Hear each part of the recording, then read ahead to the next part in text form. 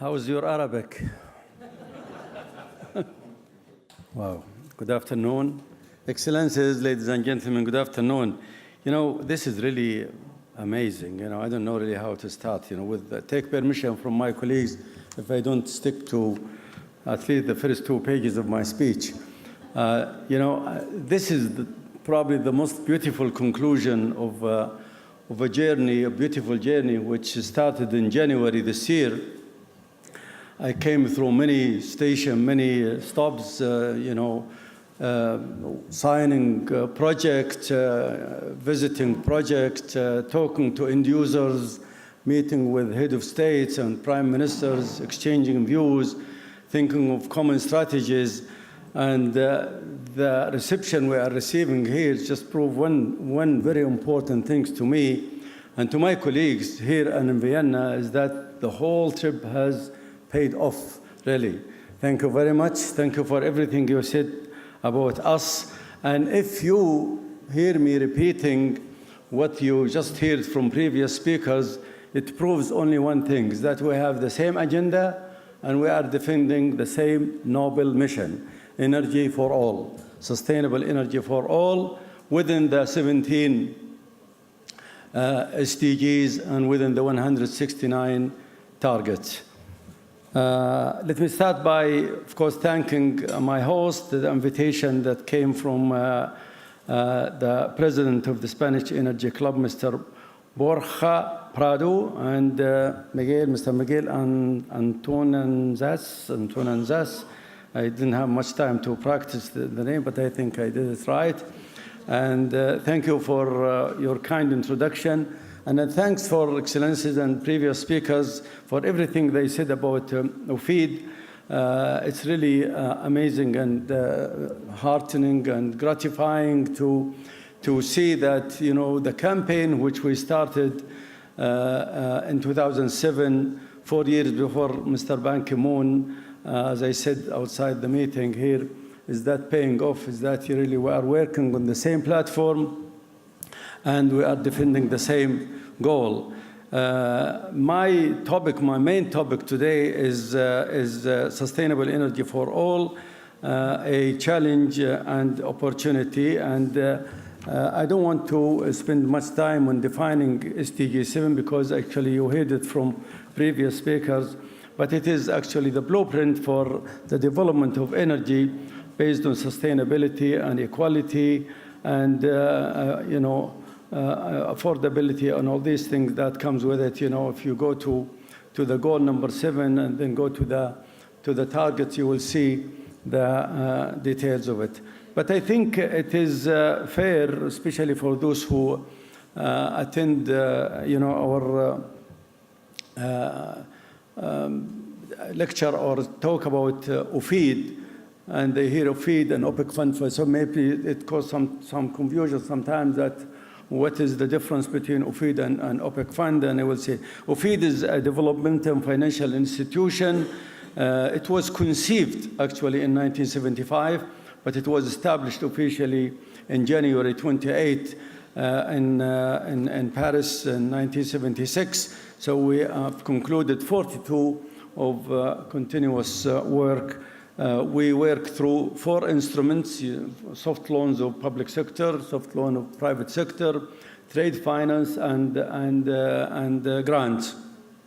And we work in actually more than 134 developing countries. We go everywhere, by the way. We go everywhere in the sense that we don't really, we are not influenced at all by region or religion or race or whatever. We work everywhere. Actually, we even cover countries which are not even covered by the World Bank. I think the best example is our relations with Cuba. You know, in 2004, we have only 1 irrigation project. Now we have 14 projects in Cuba, and we are planning to do more. So this is how we do. We committed more than $22 billion during the previous time, since inception, and we are planning to do more. And to date, we have committed more than $5 billion toward energy operation that is aligned with the SDG 7. This is something around 23% of our commitment since inception. But actually, if you take the last 10 years since we started talking about energy for the poor, since we received the mandate from the heads of state of our member countries, the number may go up to 27%. So I hope by this introduction I clarified some of the things that, first of all, we are not a subsidiary of OPEC. We are established by the member countries of OPEC. If you read the first page of our main agreement, you will find that the members of OPEC established us, in the sense now that the shareholders of our institutions consist of 13 member countries of OPEC, excluding Angola and Equatorial Guinea, which those joined OPEC after the establishment of OFID, so they are outside our institution. We are also, when you see that we are talking about energy or energy for the poor, and somebody, because we are owned by OPEC member countries, somebody would think that we are trying to defend market share. No, we have nothing to do with the oil market, actually. We are a developmental institution, just similar, more or less, with the World Bank, and we are one of 10 developmental institutions.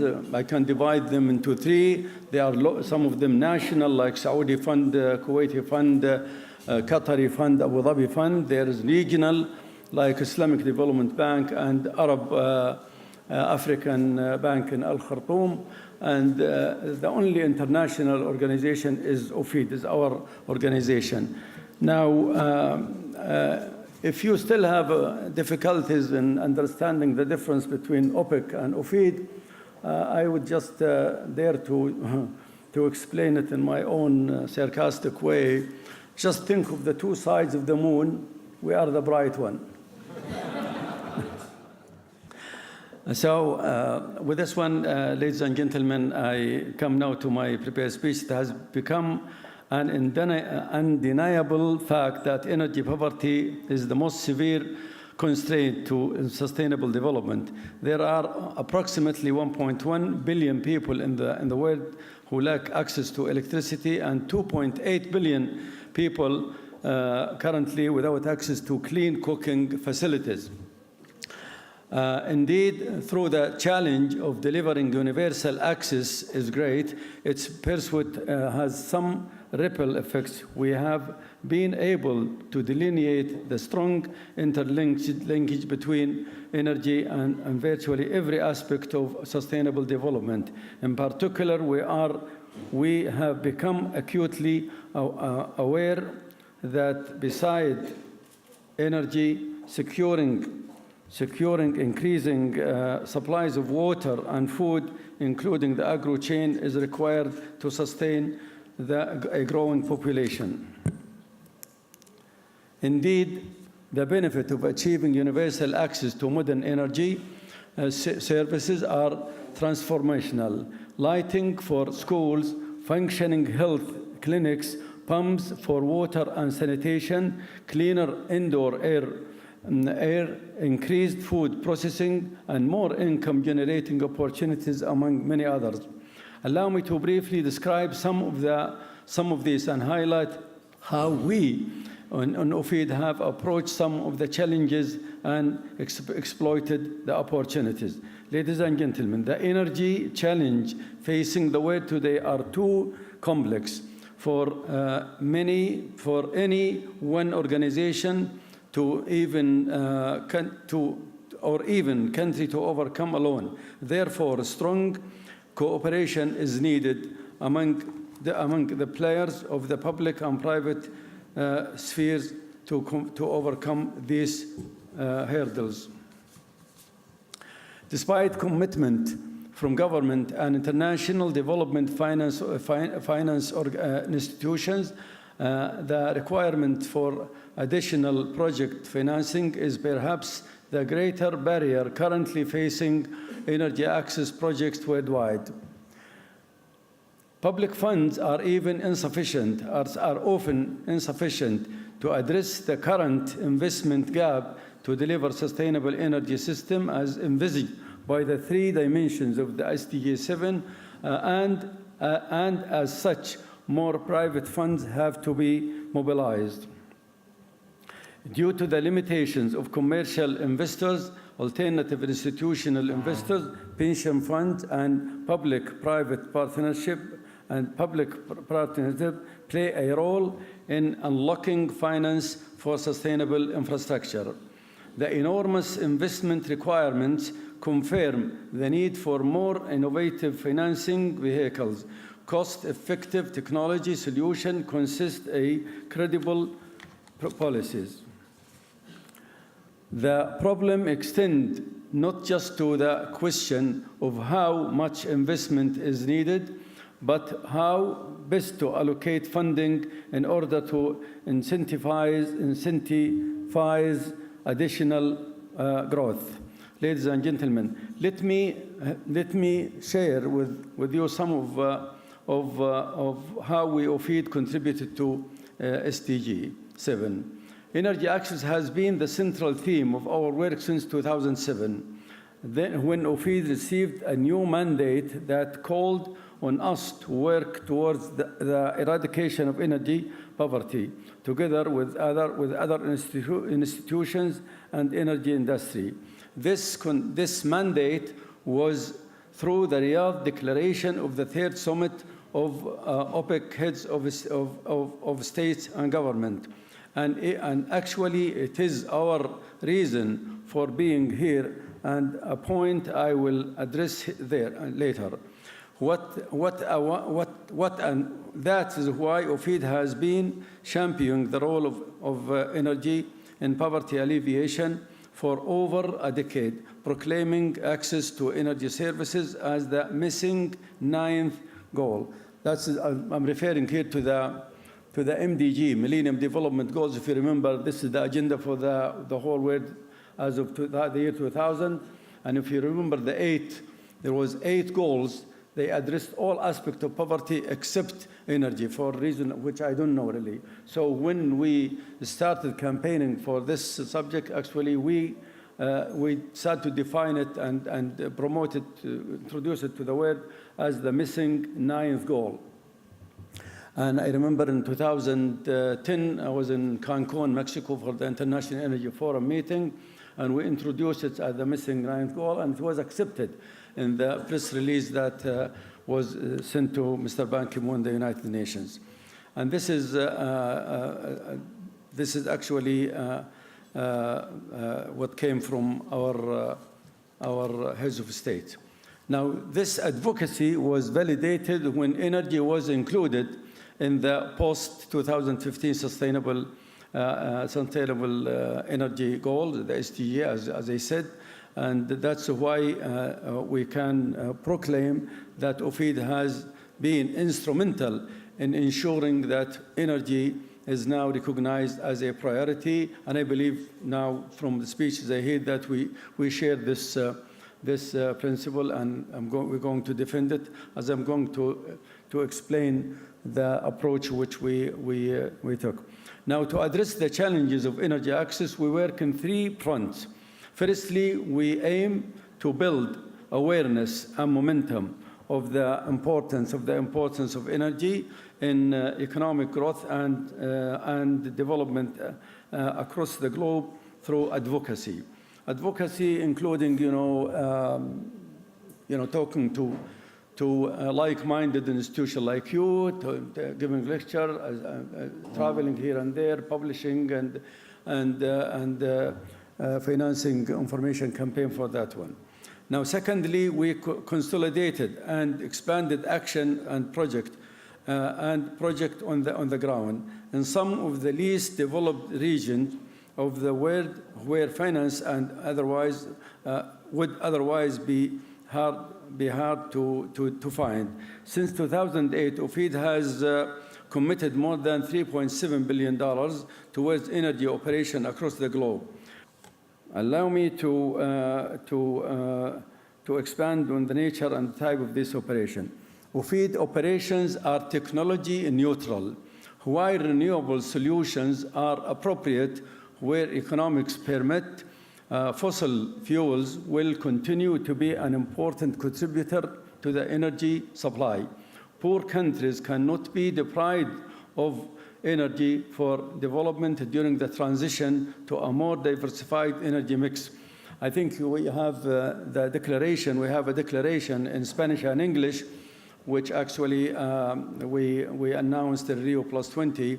But if you look at Article 4 in that declaration, you will see what we mean here. We are saying that it is unfair to ask these poor countries to wait until you invent something. Give them anything superior to wood and animal waste is needed by them.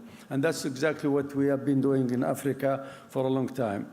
And then they also span the whole spectrum from large centralized power plants and grid extensions to community level mini-grid to small home systems and cook stoves.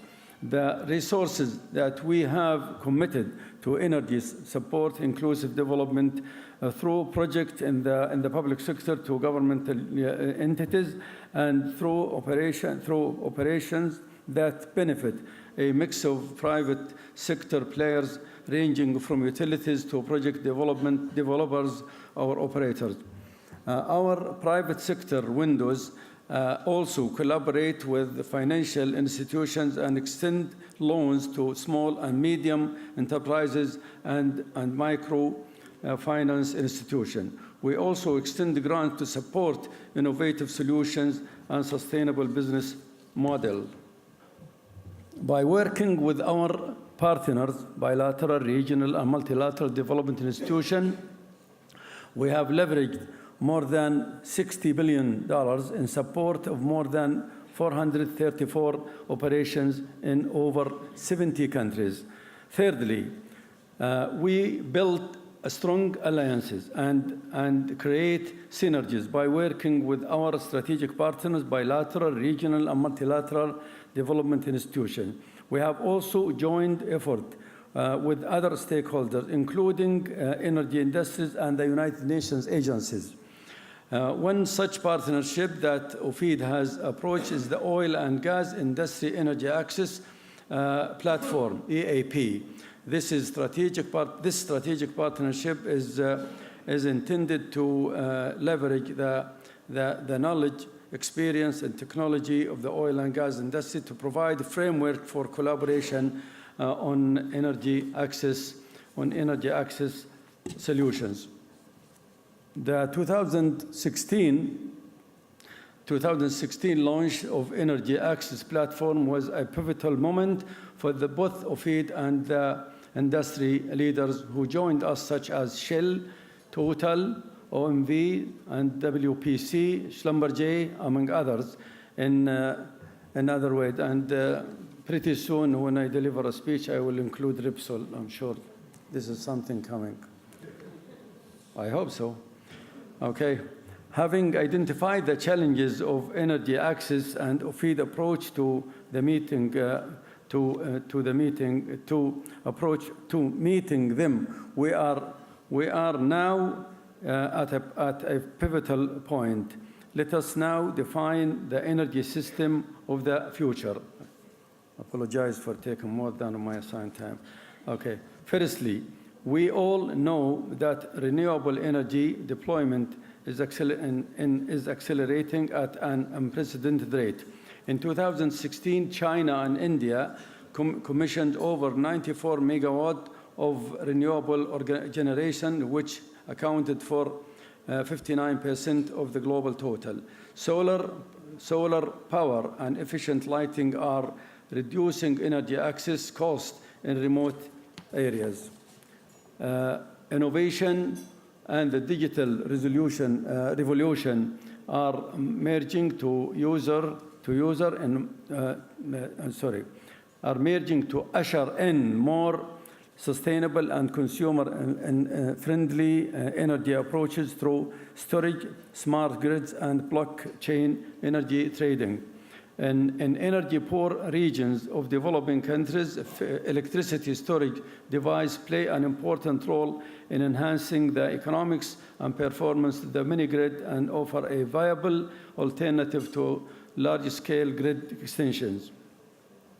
The increasing presence of electric vehicles is due in part of the advances in battery technology and allow for more power and extended range of travel.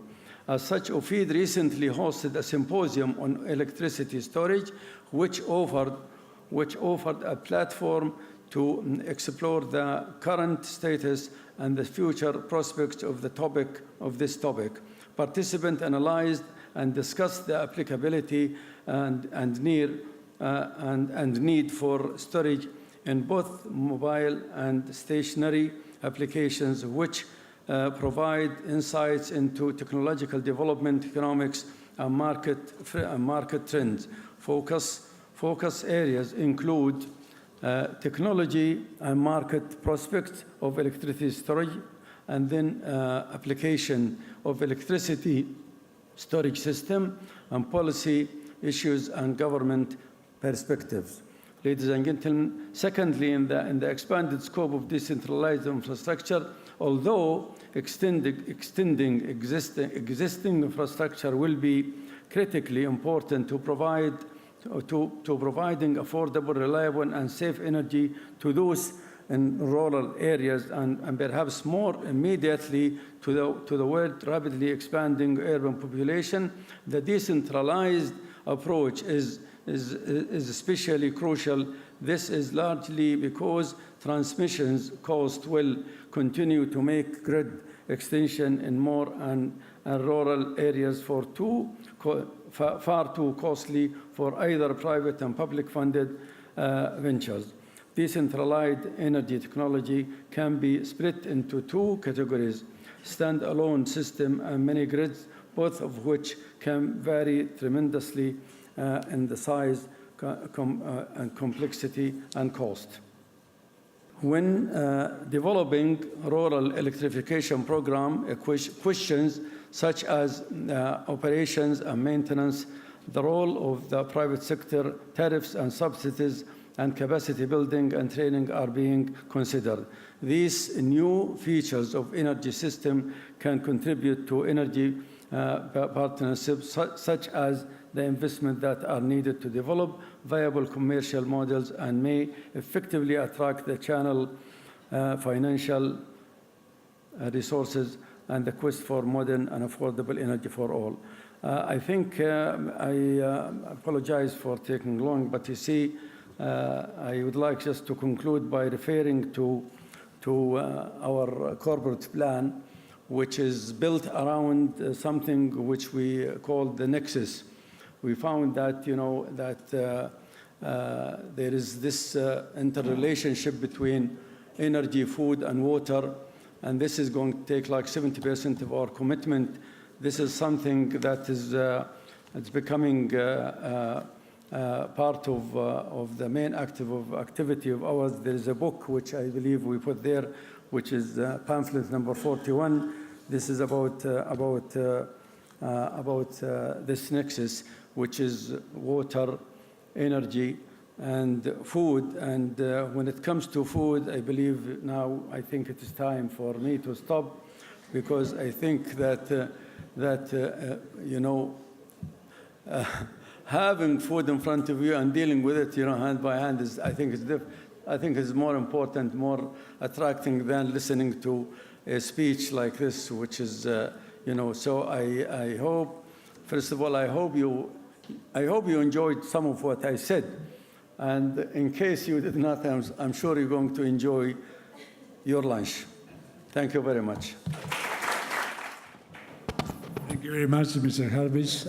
This is the time for the conversation. If someone would like to ask him something, you can introduce yourself or ask him. Thank you very much. I'm Alfonso González Finat. Thank you, sir, for your very speech, which was very, very attractive indeed. You mentioned a high number of countries into which you have activities, and also you mentioned your contribution with the private sector through public-private partnership. Now, my question is, first, how do you decide which country where you want to be present? And second, which criteria do you use to vet projects for your financing? Thank you. Okay. Well, first of all, our main agreement, which is the Constitution for OPEC Fund for International Development, OFID, is stating the main objective of our organization is to enhance and assist in the economic and social development in all developing countries in the world, excluding our member countries. So we work actually, if you come, for example, to Africa, which is taking 50% of our activities, you exclude Libya, Algeria, Nigeria, and of course, we don't have much work in South Africa, but all African countries are beneficiaries. So this is one way of answering the question. The second is that we are a demand-driven institution. So all developing countries in the world can apply to our services. We cannot impose any project on other countries. We are signatory to Busan agreement, the partnership, which actually aim to put the developing countries in the driver's seat. So a country like Malawi, Burkina Faso, Nepal, whatever, they have a project in their 10 years plan or 5 years plan. Okay, they send us the request or the feasibility studies. Now, when it reaches us, it goes through something we call it the project cycle. Project cycle starts from the day we receive the project. It goes through assessment, analysis, telephone calls, consultancy. The officer in charge will travel to the country and discuss all details with that. And then until we reach the point when the officer comes to the governing board and defend the project. This is how we do it. We are very transparent and we are very open to all developing countries. With the countries and with the communities, local communities? We work with countries, of course, but we also work with, the private sector, we work with companies. Private sector is different from public sector because, we work with the private sector entities. Yeah. But mainly we work with countries in the soft loan public sector project. We go by the World Bank categorization of dividing countries to middle income countries, low income countries, and that's how we do it actually. The project is 20 years durations, 5 years grace period. I think it's very concessional actually. Okay, go ahead. I have a question regarding your long-term view about the technology. How do you deal with the technology, with the obsolescence of the technology? And how do you see when a community doesn't have the economics to refinance once their equipment or their electricity is not available because it's old or the equipment has to be retired and they still doesn't have the funds? Well, you mean you talk about the establishment of the project. We finance the project as a grassroots, right? My understanding. You take the project as a grassroots, then if the beneficiary, if the country itself is applying for another project for maintenance or to maintain the project operation, we also this is something we can accommodate. This something can be accommodated in our main agreement. Yes. He asked about technologies. You finance several technologies. We finance. Yeah. Well, we are purely a financial institution. This is very important. So we depending on the technology. If you talk about for example, what we did after we established this energy for the poor, we financed off-grid small project here and there, and my understanding is that the question is that technology is there. The technology is there. We finance it. Okay. Sorry? Technology neutral, she said. No, wait a minute. No, if that's the, I'm sorry. No, this is one of my favorite questions. If this is, if you talk about the neutrality of technology, I mentioned this is in the declaration. No, we meant by technology neutrality is what I explained. Is that, you know, the whole world now is talking about renewables, talking about clean, about energy, etc. We are saying that, okay, fine. We are joining this campaign, and we are financing, we are investing in renewables. We have, I can give you a list of projects which we are doing worldwide. But we are saying that when it comes to these developing countries, these poor countries, who are really still using wood and animal droppings, it is really give them any technologies. You know, I can give you, we have many, you know, stories here and there in Armenia, Gambia, and many countries. You know, we did something. I don't think that the time will allow me to go through all these stories, but they are interesting. Okay. Another one. Last one. Yes. First, I would like to congratulate you for all you are doing in favor of these main objectives.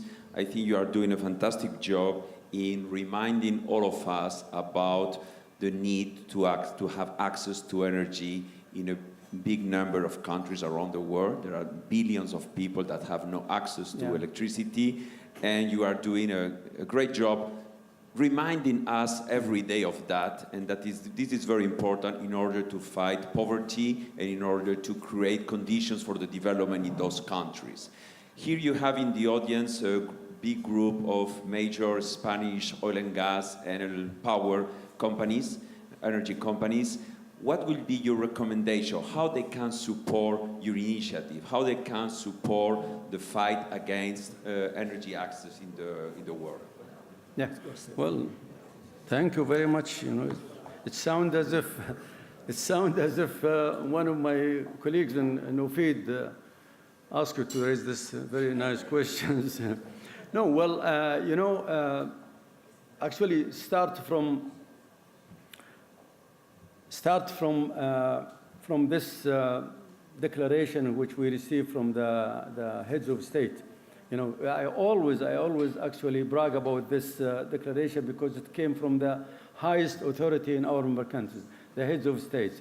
The heads of states, and before they meet in the year 2007, I'm giving you the story from the beginning.